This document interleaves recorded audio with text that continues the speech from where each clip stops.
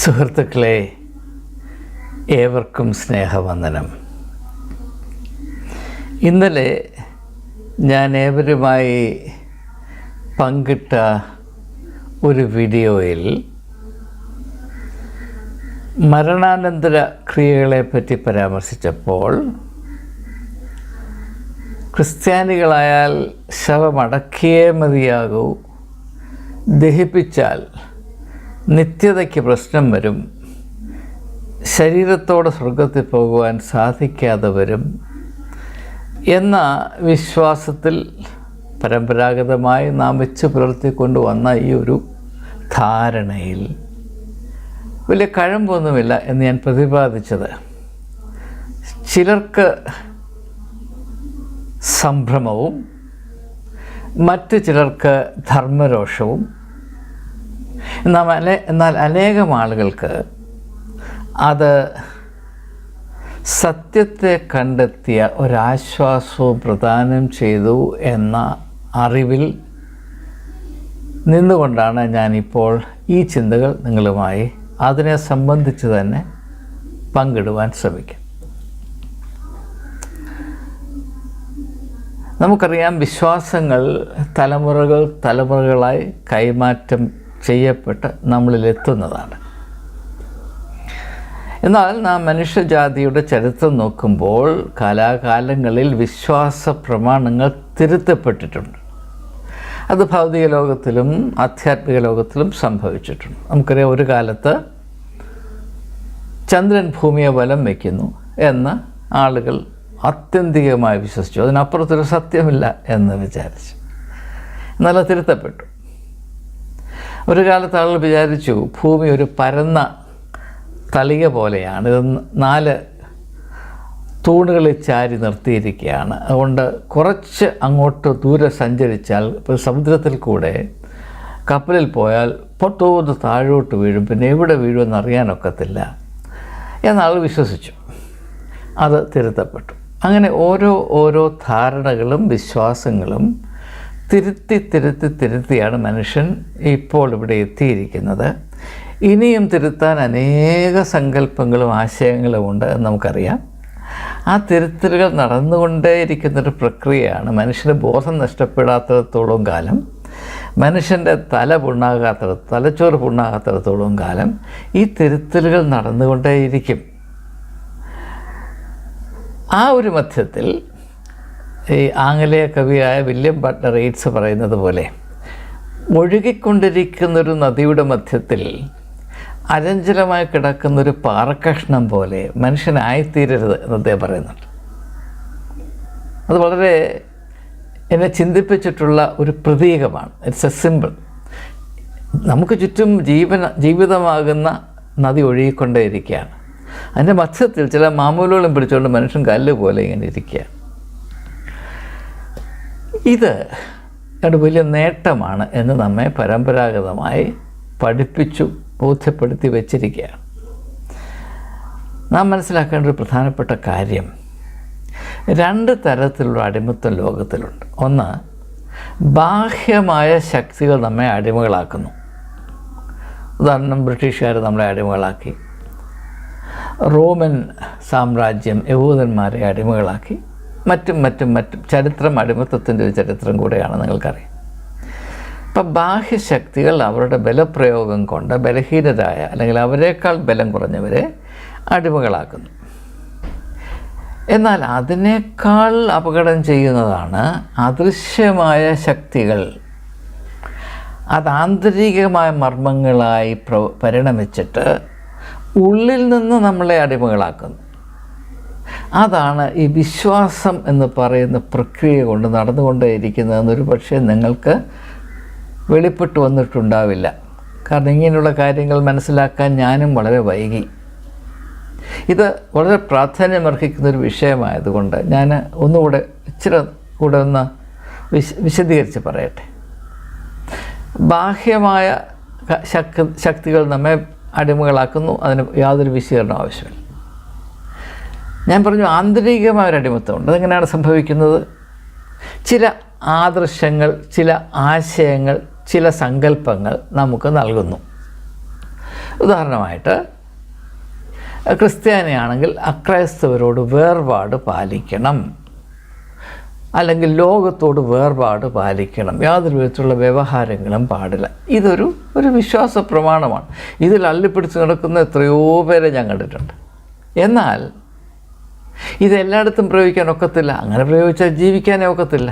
അതുകൊണ്ട് ചില അവസരങ്ങളിൽ നിന്ന് കട്ടിയായിട്ട് പിടിക്കുകയും മറ്റേ അവസരങ്ങളിൽ ഇപ്പോൾ ഇതൊക്കെ കണ്ണടച്ചുകൊണ്ട് പൂച്ച പാൽ കുടിക്കുന്ന പോലെ നേരെ എതിർവഴിക്ക് സഞ്ചരിക്കുകയും ചെയ്തു. അങ്ങനെ ഒരു കപടഭക്തിയുടെ നികൃഷ്ടമായ അവസ്ഥയിലേക്ക് നമ്മെ വലിച്ചിഴയ്ക്കാൻ മാത്രം പര്യാപ്തമാണ് ഇങ്ങനെയുള്ള സങ്കല്പങ്ങളും വിശ്വാസ പ്രമാണങ്ങളും. അങ്ങനെ ഒരു ആത്മീയ പ്രബുദ്ധതയുള്ളൊരു മനുഷ്യൻ ഭൗതികമായ വിജ്ഞാനം പ്രാപിക്കരുത്. ഇതൊരു മറ്റൊരു വിശ്വാസ പ്രമാണമാണ് നമ്മുടേത്. എത്രയോ പേരോട് പറഞ്ഞിട്ടുണ്ട്, അയ്യോ പുസ്തകങ്ങൾ ഇങ്ങനെ വായിച്ചാൽ വിശ്വാസം പട്ടുപോകുമെന്നുകൊണ്ട് പറഞ്ഞിട്ടുണ്ട്, ആത്മാവിൻ്റെ കണ്ണടഞ്ഞു പോകുമെന്ന് പറഞ്ഞിട്ടുണ്ട്. അത് നമ്മളെ പറഞ്ഞു വെച്ചിരിക്കുന്നതാണ്. അത് ആന്തരികമായ ഒരു അടിമത്തത്തെ ജനിപ്പിക്കാൻ മാത്രം, അങ്ങനെ അടിമത്തത്തിൻ്റെ അവസ്ഥ സൃഷ്ടിക്കാൻ മാത്രം പര്യാപ്തമാണ് എന്ന് നാം തിരിച്ചറിയുന്നില്ല. ഇങ്ങനെയുള്ള മനുഷ്യജാതിക്ക് ഒരു വിധത്തിലും പ്രയോജനമില്ലാത്ത സങ്കല്പങ്ങൾ നമ്മുടെ ഉള്ളിൽ കുത്തിച്ചെലുത്തി നിറച്ചു വച്ചിരുന്നാൽ ബാഹ്യമായി നമ്മെ അടിമകളാക്കുന്ന ഒരു ശക്തിയും ഇല്ലെങ്കിലും അതിനേക്കാൾ ഭീകരമായ ആന്തരികമായ ഒരു അടിമത്തത്തിൻ്റെ അവസ്ഥയിൽ നാം ആയിപ്പോകും എന്നത് ദയവായി തിരിച്ചറിയണം. ആന്തരികമായ അടിമത്വം ബാഹ്യമായ അടിമത്തേക്കാൾ വളരെ അധികം അപകടം ചെയ്യുന്നതാണ്, അതിഘോരമായ നഷ്ടങ്ങൾ വരുത്തുന്നതാണ്. ഇത് ദയവായി തിരിച്ചറിയുക. അപ്പോൾ അങ്ങനെയുള്ള ഒരു സങ്കല്പമാണ് ക്രിസ്ത്യാനി മരിച്ചാൽ ഇങ്ങനെയും അക്രൈസ്തവൻ മരിച്ചാൽ അങ്ങനെയും. അതിൻ്റെ ഉദ്ദേശം ഞാൻ പറഞ്ഞു തരട്ടെ. മതത്തിൻ്റെ അല്ലെങ്കിൽ മതങ്ങളുടെ കണ്ണിൽ കൂടെ നോക്കുമ്പോൾ ഒരു മതം മറ്റൊരു മതത്തിൽ നിന്ന് വ്യത്യസ്തമാണ് എന്ന് കഴിയുന്ന അവസരങ്ങളും ഉള്ള ശക്തി മുഴുവനും പ്രയോഗിച്ച് ജനങ്ങളെ ബോധ്യപ്പെടുത്തിയില്ലെങ്കിൽ ജനം അങ്ങോട്ടും ഇങ്ങോട്ടും മതിൽ ചാടും. അപ്പോൾ ക്രിസ്ത്യാനിയുടെ അടക്കം വളരെ വ്യത്യസ്തമായിരിക്കണം. അതിന് തക്കതായ ഒരു തിയോളജി കണ്ടുപിടിക്കും. എന്താണ്? ഉടലോടെ സ്വർഗത്തിൽ പോകേണ്ടവണ് ആരാണ് നാം. ഞാൻ അതിനെപ്പറ്റി ചില കാര്യങ്ങൾ പറയാൻ ഉദ്ദേശിക്കുന്നുണ്ട്. മറ്റൊരു അവർ ഉടലോടെ ഇല്ല, അവർ ഉടലിൽ പോട്ടെ, അവരെ ഇവിടെ പോയി, അത് നമ്മുടെ പ്രശ്നമല്ല. അപ്പോൾ ഇങ്ങനെ ഉടലോടെ സ്വർഗത്തിൽ പോകുന്ന അതിൻ്റെ കാര്യം നമുക്ക് അല്പം ഒന്ന് ചിന്തിക്കാം. ലോകപ്രസിദ്ധനായ നാടകകൃത്ത് വില്യം ഷേക്സ്പിയർ, അദ്ദേഹത്തിൻ്റെ വളരെ വളരെ പ്രസിദ്ധമായ ഒരു നാടകമാണ് ഹാംലെറ്റ്.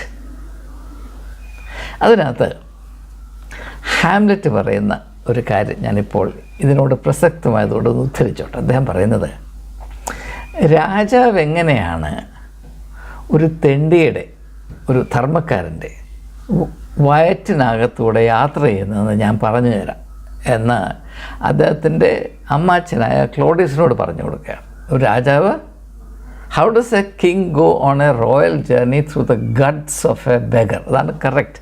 ഞാൻ എൻ്റെ ഓർമ്മയിൽ നിന്നാണെങ്കിലും കറക്റ്റ് കൊട്ടേഷൻ ഞാൻ നിങ്ങൾക്ക് തരികയാണ്. How does the king go on a royal journey through the guts, stomach, intestines of a beggar. ഒരു തെണ്ടിയുടെ, ഒരു ഭിക്ഷക്കാരൻ്റെ ആശയത്തിൽ കൂടെ എങ്ങനെയാണ് ഒരു രാജാവ് ഈ രാജകീയ യാത്ര നടത്തുന്നത് എന്നാണ് പറഞ്ഞു കൊടുക്കുക. അത് ഇപ്രകാരമാണ്. രാജാവ് മരിക്കുന്നു. അവിടുത്തെ രാജാവ് ക്രിസ്ത്യാനിയാണല്ലോ. അപ്പോൾ ഇദ്ദേഹത്തെ അടക്കുന്നു, ദഹിപ്പിക്കുന്നില്ല, അടക്കുന്നു. അങ്ങനെ അടക്കപ്പെട്ട രാജാവിനെ പുഴുക്കൾ തിന്നുന്നു. Worms eat up the king. ആരാണ് ഇദ്ദേഹത്തെ ഭക്ഷിക്കുന്നത്? പുഴുക്കളാണ്. അങ്ങനെ രാജാവിനെ ഭക്ഷിച്ച പുഴുവിനെ ഒരു മീൻപിടുത്തക്കാരൻ കണ്ടുപിടിച്ച് അതിനെയും കൊണ്ട് ചൂണ്ടയിടാനായിട്ട് ഉപയോഗിച്ച് കൊണ്ടുപോകുന്നു. അങ്ങനെ ചൂണ്ടയിടുന്നു, ഒരു മീൻ വന്നത് കൊത്തുന്നു. അപ്പോൾ രാജാവിൻ്റെ ശരീരം ഭക്ഷിച്ച ഈ പുഴു ഇപ്പോഴെവിടെയാണ്? മീനിൻ്റെ ഉള്ളിലാണ്. അങ്ങനെ മീൻ അതിനെ ദഹിക്കുന്നു. അപ്പോൾ രാജാവ് ഇപ്പോൾ മീനിൻ്റെ അംശമായി കഴിഞ്ഞു. രാജാവ് ആദ്യം പുഴുവിൻ്റെ അംശമായി, പിന്നെ ആ രാജകീയ യാത്ര മുൻപോട്ട് പോകണ്ടേ? അങ്ങനെ അതിനുശേഷം രാജാവ് മീനിൻ്റെ അംശമായി. ഈ മീനിനെ മീൻ പിടുത്തക്കാരൻ പിടിച്ചുകൊണ്ട് ചന്തയെ കൊണ്ട് വിൽക്കുന്നു.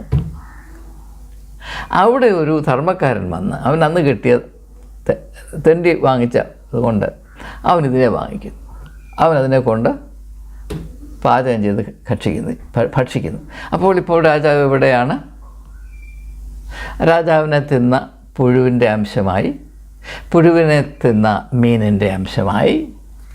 അങ്ങനെ പുഴുവിനെ തിന്ന് മീനിനെ ഭക്ഷിക്കുന്ന തെണ്ടിയുടെ വയറ്റിൽ കൂടെ രാജാവ് ഇപ്പോൾ ഒരു വലിയ യാത്ര നടത്തുകയാണെന്നാണ് ഷേക്സ്പിയർ പറയുന്നത്. ഇത് നമ്മെ ചിന്തിപ്പിക്കേണ്ട കാര്യം തന്നെയാണ്.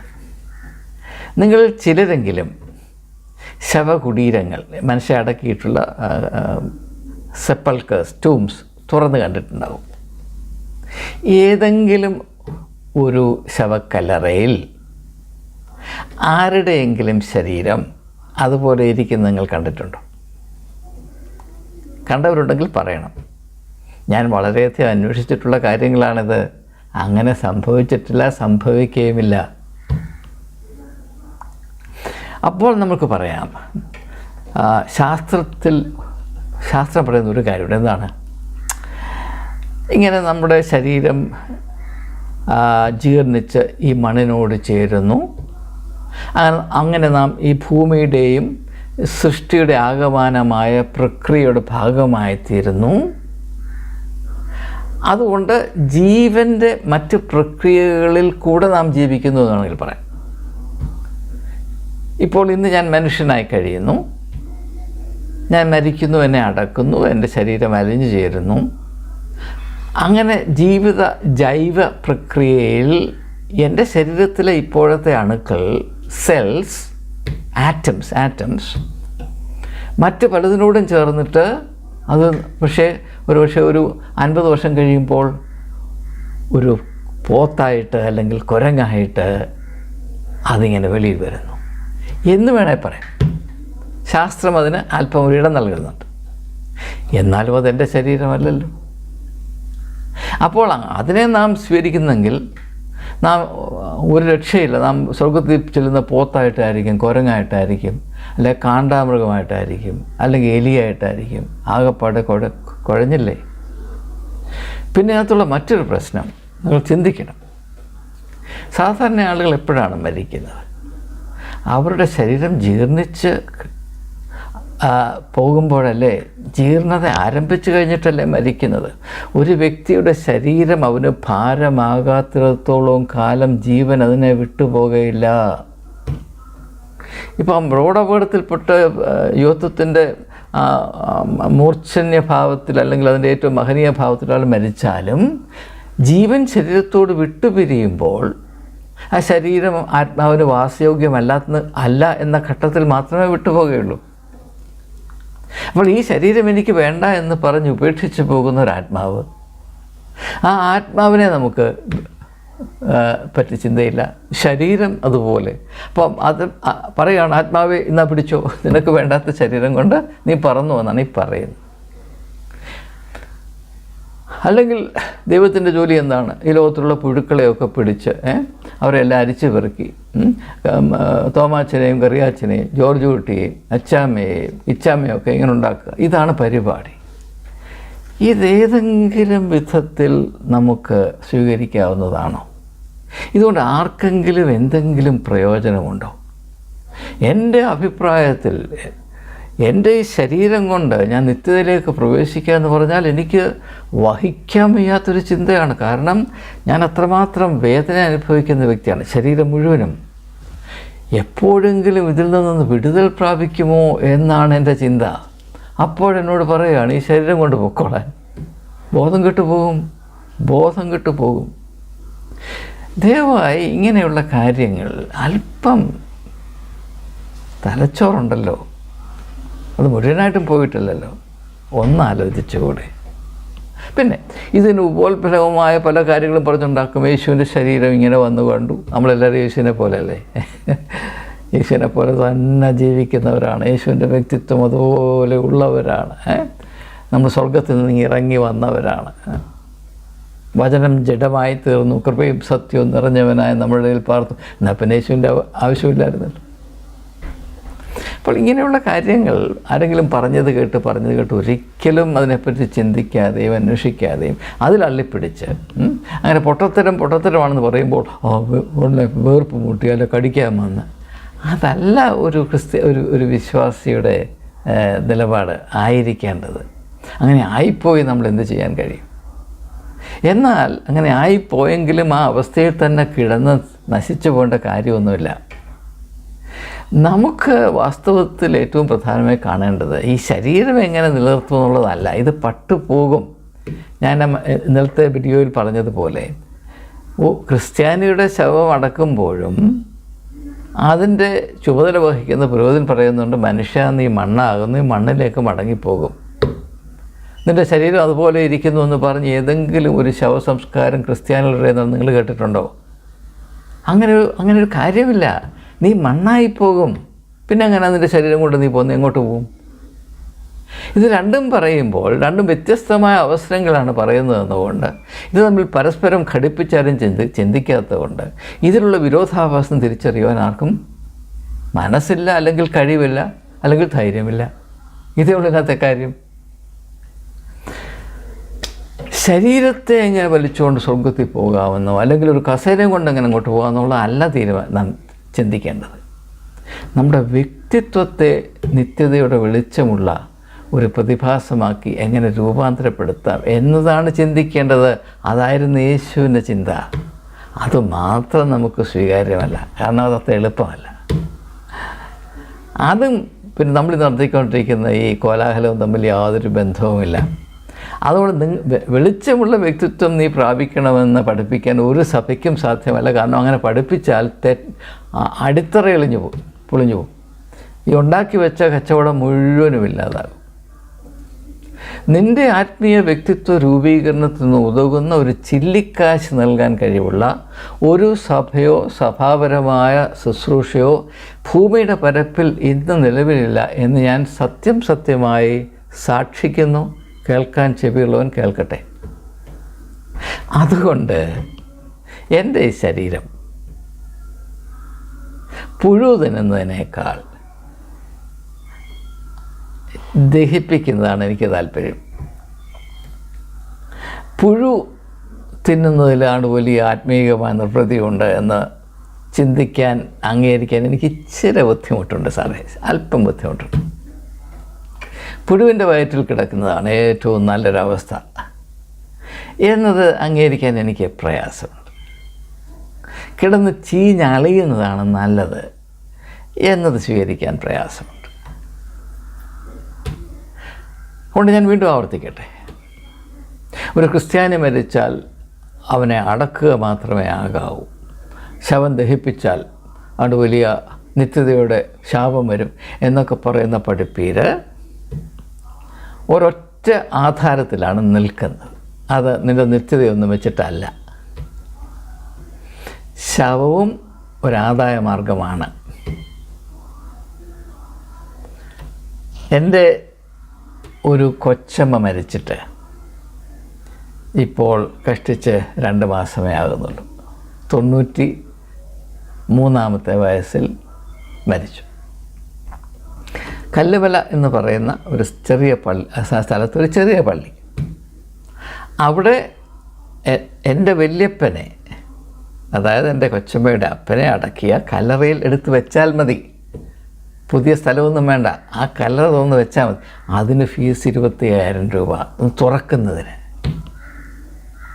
ഒരു ശവം അടക്കണമെങ്കിൽ ആ സ്ഥലത്തിന് വേണ്ടി 6